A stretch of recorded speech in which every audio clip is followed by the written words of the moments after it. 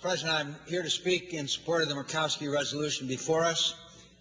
The American people deserve to fully understand what this vote is really about and what's at stake for them if Congress fails to prevent EPA from unilaterally imposing massive regulations that will damage our economy and destroy jobs. I want to be clear to my colleagues and to the American people. This vote is not about the science of climate change.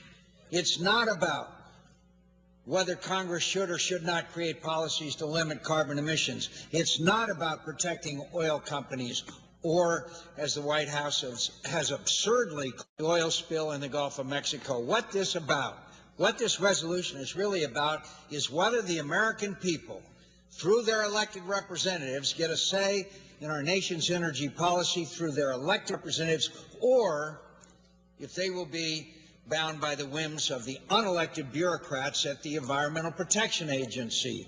More importantly, it's about protecting the American people from a crippling backdoor energy tax that we, small businesses and large, cannot afford.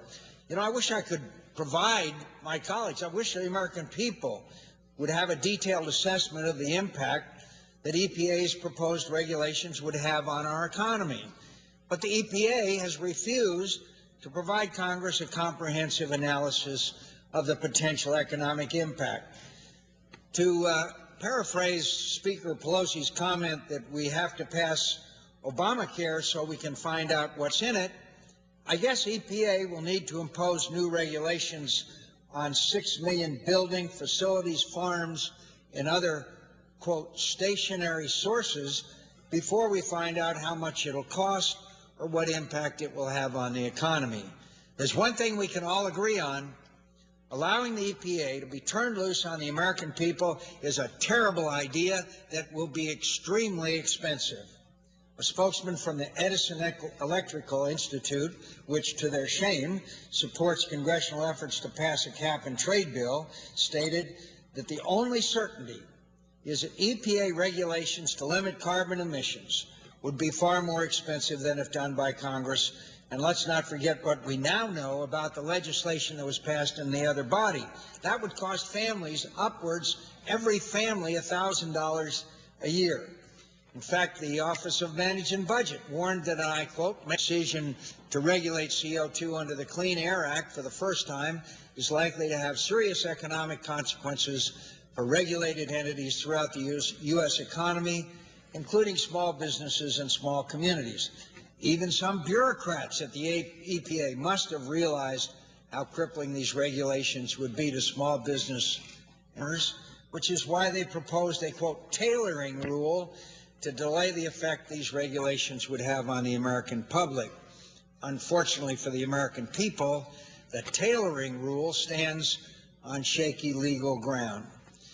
This is really an Orwellian kind of experience.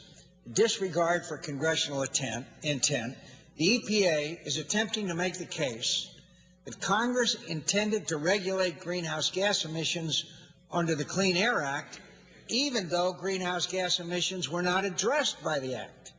Conversely, EPA claims that the tons per year threshold set by Congress in the Clean Air Act should not apply to greenhouse gases.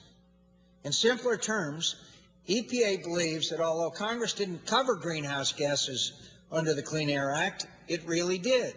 And although Congress set thresholds for covered pollutants, it really didn't. Finally, for those that claim this is somehow about protecting oil companies, I suggest we listen to what over 425 companies and organizations are saying about these regulations.